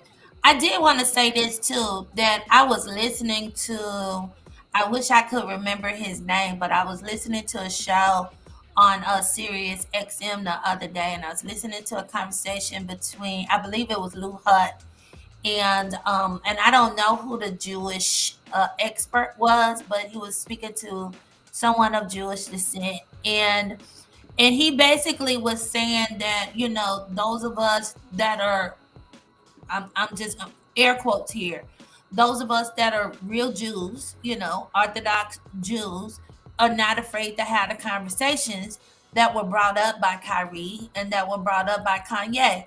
He even went on to say that he don't believe that Kyrie did anything wrong. He said that I think that Kanye misspoke, and Kanye, the way that he said some things, or whatever, was inappropriate, maybe hurtful, offensive, and all of those, things. However, what Kanye brought up needed to be brought up. He did say that, and he did also say that survivors of the Holocaust, in which I do believe that he said that there might not be any left, or or if there are any left, they're very few. But they're not afraid to have these conversations either. And I can't remember where, but it wasn't the United Nations. Like I don't think in that involves the United States, if you will. But it was something like that. Some council that's been created to where they're having a Holocaust conversation, and they're basically debating whether or not the Holocaust existed. And so this young man and and some other Jews participated in that conference, and some of their Jewish friends and people, community, the Jewish community, was offended that they went and they participated in the conference. And so he said, wait a minute. People are having a conversation. Different countries are coming together to have a conversation about whether or not the Holocaust existed and made an impact on the Jewish community, and we're not supposed to go and have a conversation about it. He was like, that's the kind of, stuff that is going on. And he doesn't quite understand it either. But the bottom line to what he said was that we're not afraid to have the real conversations. And although it might be hurtful, it might be sensitive, it might be even hard, to get through some of this stuff, in order for us to really attain real freedom. And I agree with this wholeheartedly. We got to have these tough conversations. We have to have some acknowledgement on all sides. For instance, it's not just an acknowledgement, from white people about their participation, but it's other countries, it's other groups that need to acknowledge their anti-blackness, in their mentality, when it comes to black folks, or foundational black people, or descendants of slaves, however you want to categorize us, or whatever the case may be. So I just think it's really, really interesting what's happening. But the pushback on having a conversation, how are we going to progress? If you want to shut everybody down, you want to cancel everybody. They want to dictate the narrative. Yeah. They want to dictate the narrative and the talking points, feed them to you, and you're not allowed to. You're not allowed to dissent. You're not allowed to have an opposing viewpoint. You're not allowed. You're not allowed to have any nuance to it. I was in a debate with one of my own fellow bishops in our national denomination about what this particular person right here is talking about, where they say America needs to learn the difference between the Zionists versus Judaism. And there is a distinct difference. The religion of Judaism is one thing. Zionism is something completely different. And so Zionism is talking about Jewish nationalism, where they have complete control of Palestine, where being a Jew is both assigned to them as a nationality and a religion. It's an ideology that goes far above and beyond Judaism. And so when we criticize Israel for its Zionist ideology, for its oppression, brutalization, and dehumanization of Palestinians, and everything that the Israeli government does, then people say, "Oh, you're anti-Semitic." And like the brother said, and I hate using that term because yes, what the brother said is true. Semitic is a group of languages, and matter of fact, most Jewish people speak Yiddish, which isn't even a Semitic language. So I'm not even going to get into that. Palestinians are Semitic people. But we won't get into that for the purpose of this conversation. When they say anti-Semitic, they're talking about being anti-Jewish. So anytime you criticize Israel, you're automatically anti-Jewish. Just like here in America, if you criticize the American government, you're anti-American. You're not patriotic. You're not allowed to, criticize even the wrongs of the government without being labeled as anti-something. And we're not anti-Semitic because we talk about when you talk about human rights violations, you can't talk about China and North Korea and these other nations and then ignore America and Israel. You can't ignore America and its treatment of black people. You can't ignore Israel and its treatment of Palestinian people. America and Israel are the biggest hypocrites on the planet when it comes to talking about human rights violations, because it always talks about some other nation while always ignoring the way it violates the human rights of citizens in its own nation. Um, and American people need to understand and learn about that. Let me bring, who's this? That's Providence? a whole lot. That's a whole lot you just said, but that is one key factor though that you mentioned.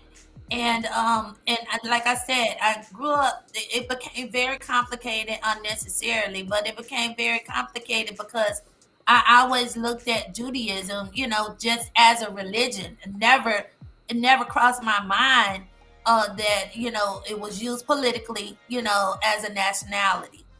So I think anytime we integrate politics into our ethnicity, and our nationality, our culture, or whatever, it's gonna confuse things. Yeah.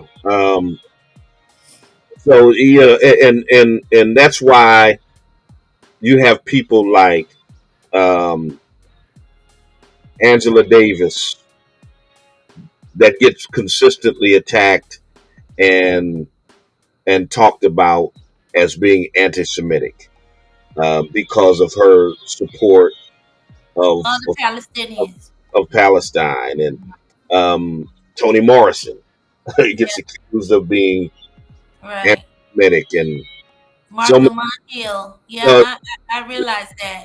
and I all of that, was based on anti-Zionism, yeah, not anti-Semitism, yeah. not anti-Judaism, anti-Zionism. It's complicated. It's all mixed up now. It's all mixed up now. And at one time, I was naive enough to think, before I learned better, right? I was naive enough to think of only Judaism or Jewish or Jewish, from the Holocaust on. Typically, that's how they think of black people too, from slavery on, or whatever. So I'm very intentional about not doing that because there were Jews long before the Holocaust. There were, black folks long before Yeah, enslavement. and the oldest among them being Ethiopian Jews who look like us. Let me get Mo up here in the Twitter space. Mo, you got the mic. Hello? Yeah, you got the mic. You turn that radio down. You got a lot of background noise, but you got the mic. Turn your radio down, Mo. We can hear you. All right, thank you. This is my first time on this discussion, and I really do appreciate being on. I am pretty much a novice to most of these things, but I do support the Palestinian cause for freedom. Mm-hmm. But I want to know pretty much what is considered an anti-Semitic statement, or what is considered an attack against Jewish people. Because what I do see and notice throughout the world is that we've given carte blanche to Jewish people or to Israel to violate the rights of Palestinians, to attack other countries like Lebanon, Syria, with impunity. And the moment you speak against those kind of things, and you are branded as anti-Semitic. Mm-hmm. For example, we see the constant bombardment and harassment of Palestinian citizens, and I don't see the world standing to speak for Palestinians. They've been abandoned, their rights have been violated. They do not have the freedom and the right to establish their own home, and basically they have been struggling with this for decades.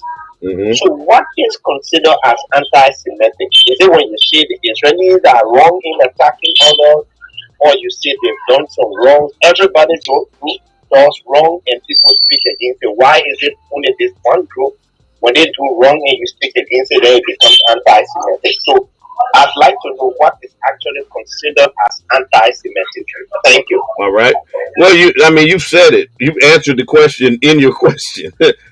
Basically, any criticism of Jewish folks, particularly any criticism of Israel, is automatically going to get you labeled as being anti-Semitic. So So when Mark Lamont Hill says he wants Palestine to be free from the river to the sea, he's anti-Semitic. If I say Israel is operating an apartheid state because of its treatment of the Palestinians, I'm considered anti-Semitic. Angela Davis is considered anti-Semitic. If Farrakhan says that Jews have an inordinate amount of influence in the media and in Hollywood, even though that's true, he's anti-Semitic. It's like any statement that may be critical um, can get you labeled as being anti-Semitic. So basically, the only way to not be anti-Semitic is to either be silent when it comes to talking about the Jewish community, or to inundate them with praise and support.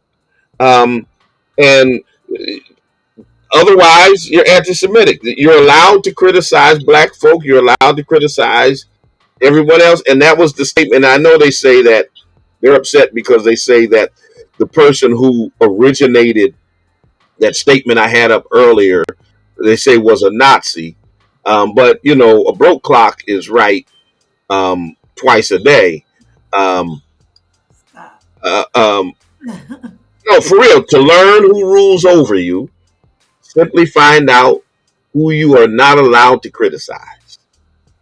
Okay. Now, think about it for a minute. And here's the thing.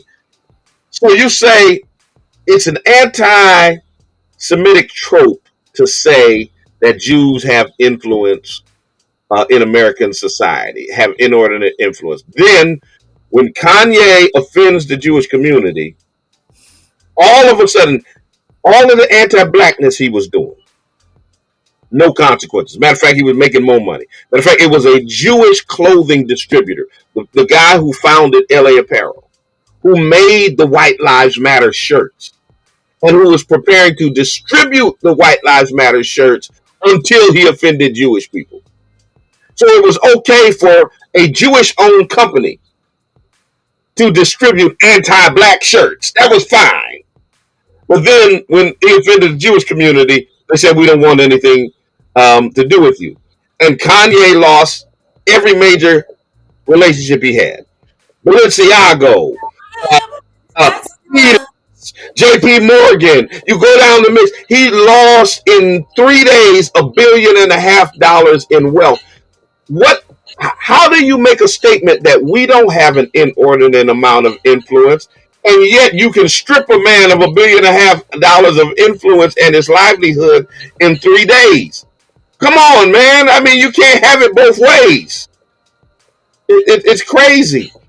And those are the consequences that you face um, if you offend the Jewish community. The LGBTQ community and the Jewish community will work overtime to strip you of everything that you have if you offend.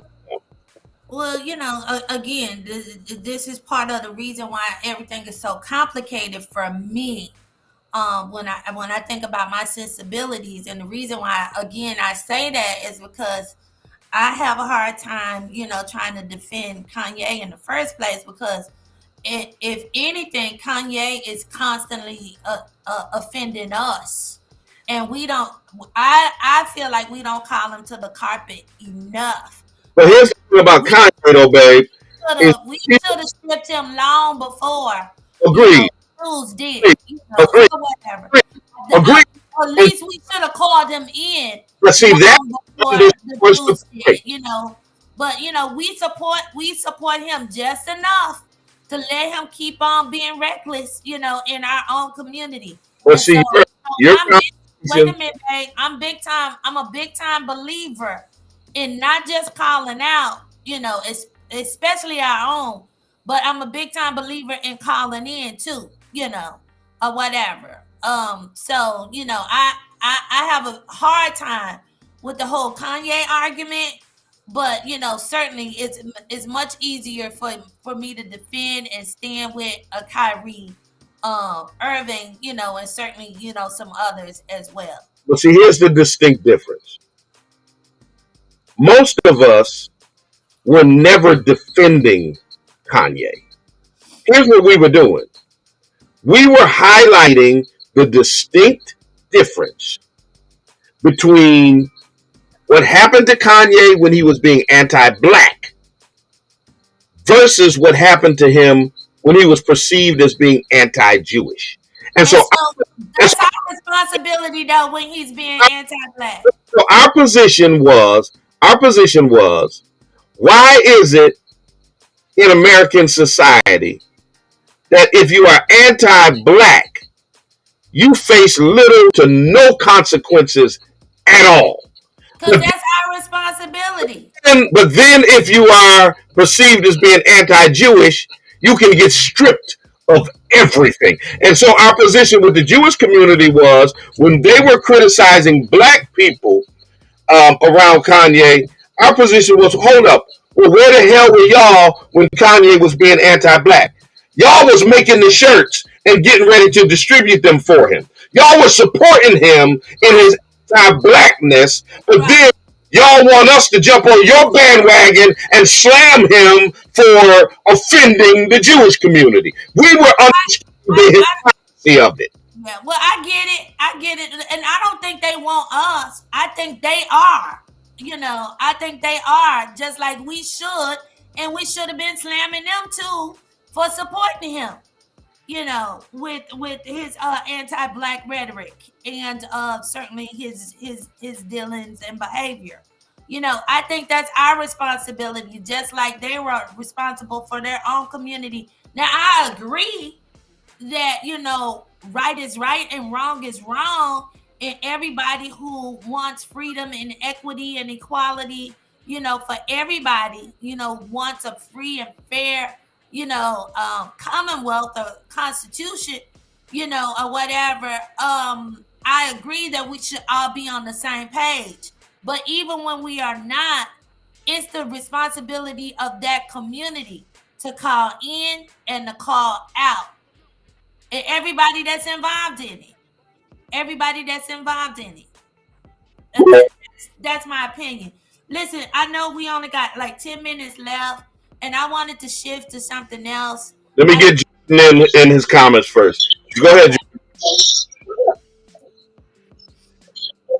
Jordan, you got the mic. Can y'all hear me right now? We can hear you. Oh, I appreciate it. Definitely, Bishop, just so you know, I came across your tweets a week or two ago, and really appreciate them. And just hopping in this space, I appreciate it. I've been having a lot of this on my mind for some time. Like, really, Dave Chappelle, Kyrie, Shanquilla Robinson, Kanye, all this. It's kind of all been a whirlwind over the past month. But, as far as the Kyrie thing, what I don't understand is, like, it sounds like everybody in this space understands that there's, like, a structure in place where you can't even talk about a certain group of people. And I don't understand why we haven't asked more questions about just that. Like, there's clearly a structure built, right, that's in place. So, like, when we're talking about the future or, like, whatever next steps would be in terms of, how to improve this, I just wish that us as a community would start there. Like, we could sit in spaces, and, like, talk about the issue. And, like, we see the issue. That's why we're here right now, because we all can see that there is a structure in place. But, like, what steps do we take to go and make sure that this doesn't happen again? Like, I saw one of your tweets just a few minutes ago, Bishop, about Jaylen Brown. And, like, it's never going to stop. It's like, even Kyrie went up last night and said, he basically asked him a question. They were baiting him again, and he was like, hey, I'm just focused on this game. And then I got on Twitter this morning and saw all these people, saying, oh, look what a coward. And, now he doesn't want to answer these questions. And I'm like, what do you guys expect from the man? So, again, just moving forward, as they are going to continue to paint people as anti-Semitic and try to write them off and call them crazy and, and whatever else, what can we do starting today to make sure that there's a dialogue and that we're just not written off as anti-Semitic right away? Right. Yes, sir. Well, appreciate that. Yeah. And I don't think there's much we can do to not be labeled that way, because it's not even about understanding. it's not about getting clarity. It's not about honestly assessing someone's intent. It's really about shutting down conversation. It's really about um, um, um, obliterating any level of criticism for a particular community by threatening people with the loss of livelihood and of things if they would dare to speak. So that's why we refer to what happened to Kyrie as a public lynching, as a whipping, as a buck breaking, because the whole purpose of buck breaking was to break down the biggest and the strongest black man on the plantation in front of the whole plantation so that anybody who got the idea that they were going to rebel against massa, they would see the example they made of him and think twice about it. And that's what that's all about. We want And y'all to you know what's the most hurtful to think twice me? before you say something. Right. You know what's the most hurtful to me about that whole process that you just described is when other black men are standing around and watching it and participating in it and saying, "Yeah, hang him high," you know, Like hang 'em like like Charles Barkley and Shaquille O'Neal. Yes, both. high. Kyrie only is an idiot. Exactly, exactly, and they are his senior. If anything, they should be trying to support him. Trying to, And they kept their mouth shut. I can't believe it. I can. Well, yes, I can. Unfortunately, some of those within our community, it just seems that sometimes we're surprised. Sometimes we're surprised to find out. Oh well, I thought you were for us. I thought you were one of us. It So was all them, kinfolk are not kinfolk. Jabbar. I mean, I so many of them. And I asked the question. I said, "How many?" Jabbar. Oh yeah, oh yeah. Kareem got on him as well. And I was like, Oh my God, I'm heartbroken. I'm I sitting, had no I'm idea. sitting there like, how many white former NFL players have come out and made any public criticism of Brett Favre for stealing $5 million from poor black children in Mississippi? None, none, none. But how many former black NBA players have jumped on the bandwagon to run Kyrie over with the bus? Far too many of them. Mhm. Okay, so Bishop, I don't want to interrupt. We only have a few minutes left, and I just got to shift the show to something a little bit more positive, something a little bit more uplifting. This is Thanksgiving week. Thanksgiving is my absolute favorite holiday. And although this will be the third one without my beautiful mother and now my brother and so many others that we know, because we suffered a lot of losses during this period of COVID. And although I do believe we're on the other side of it and we may be coming out of losing so many people at one time within a small amount of time, I want to encourage everybody to take advantage of this holiday season and really focus on and reflect up on all of the things that you are thankful for, that you are grateful for. I am grateful for so many things. We have this ritual that I started in my own family. We know the history of American Thanksgiving, certainly, but that is definitely one of the holidays that you have to flip and you have to make it your own.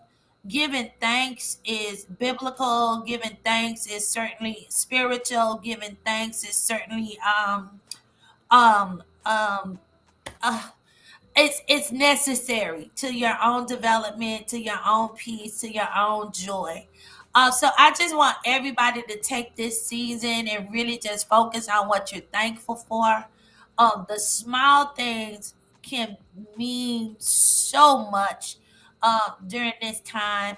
I don't want you to focus on, those negative things, or the, the losses and the grief, whatever. But focus on those things that remain, those people that remain. Even your own progress, your own development, your own maturation, your own health. I'm so grateful that I'm getting a better handle on my health, for instance. I'm thankful that it's been 2 years and my blood pressure has improved. I've lost weight. My health has improved. My mental health has improved. Certainly, my spiritual health is always inspired on 10 and growing. I'm thankful for my children, my grandchildren, my husband, um, all of my friends. When I say I have a tribe, I have a tribe. I'm so grateful for my friends. I'm so grateful for my job. I'm grateful for the future, and the vision that the Lord has given me, concerning my future, concerning my ministry. I'm grateful for the expansion. I'm grateful for the increase in income. I'm just so grateful for so many things. And I know if my mom was able to say it to me, she would tell me, not to think on her not being here and letting that be the focus of the holiday, but focusing on the memories, focusing on the good things, the all of the good things, wonderful things, that she instilled in me, how she inspired me. I hope I'm making her proud. I hope I'm making her um happy, which I do believe. She was always proud of me and she never neglected to say it. But I just really want to encourage everybody. Take some time, love on each other, hug on each other, hug real tight, hug real tight. Don't withhold your words. Put a smile on your face. Tell the people that you love them. Send them a text message. Send them give them a call. Check on somebody. Check on your godmother. Check on your godfather. Do what you need to do, to have a wonderful and beautiful Thanksgiving holiday. And whatever you do on Thanksgiving, and of course, I see y'all talking about it already. We know Thanksgiving. We know about the lies in the holiday. We know that Absolutely. That's why you got to make it your holiday. You got to make it your holiday. we know that the settlers Absolutely. That genocide ain't got nothing to do with our Thanksgiving. is That ain't got nothing to do with us, not what we what we celebrate. celebrate. That's not what we celebrate. Right. That's But not what we celebrate. That ain't got nothing to do with what we're celebrating. and whatever you do, make sure your macaroni and cheese does not look like this. Okay? If y'all got macaroni and cheese that look like this, do not bring it to the Thanksgiving table. Okay? All Yeah. right? Yeah, focus on forgiving each other. Like everybody grieves differently. Some people are still hurting. Some people still don't know what to do with their pain. Don't know what to do with their hurt. But do the best that you can to be patient, to be loving, to be forgiving. Let some things go. Don't hold on to some grudges. I'm telling you, as a mental health counselor, I can't tell you how many people, was holding on to some things, and they lost that person, and so now they will never have the opportunity to make up, and it's hard living with that. It is very, very hard to live with losing a mother, losing a father, losing a brother, losing a sister, losing a son, losing a daughter, losing a spouse, that you let days, years, minutes, whatever, however long go by instead of apologizing or trying to make peace or trying to love on each other, and now they're gone and you'll never have the opportunity to do so. Yeah, It's Thanksgiving was the last holiday I was able to spend with my big sister, yeah. who we lost right before Christmas of that same year. But it was the last time we were able to be in a festive type of situation with her. Uh, Mhm. and, so I always remember that. So want to wish you all a happy holiday season. And hopefully you'll show some gratitude for the blessings that you have. There's a song we sing: "Count your many blessings, name them one by one. Count your many blessings, see what the Lord has done." If you're I looking, see you, Sister Louise. I see you, Lady Boyd. It's so good to see you. I see all of you. Mother Green is certainly, my girl. My girl. I see everybody out there. Mother Brenda, Mother Ford. I see all of you out there. Listen, I got some shows lined up, y'all. I got some shows lined up. 2023 is about to be fire with she Justice. may she may be hosting.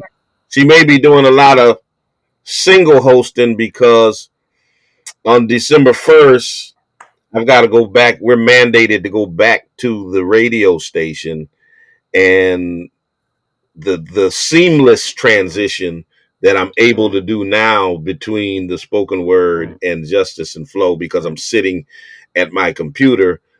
I won't be able to just sit at my computer the whole time because I got to pack up and let the next host come on the show. So it's going to be interesting how we make that happen. But in any case, we'll continue on. If you're looking for a place to worship, check us out at the Spring of Hope Church of God in Christ, 35 Alden Street, Springfield, Massachusetts. Love to see you in the sanctuary to be our guest, to worship with us. And until the next time we talk to you and you talk to us, always remember, God loves you, and so do we. Deuces. Bye, everybody. Love you. Don't eat too much. Go to the gym on Friday. No, I'm eating. I'm eating.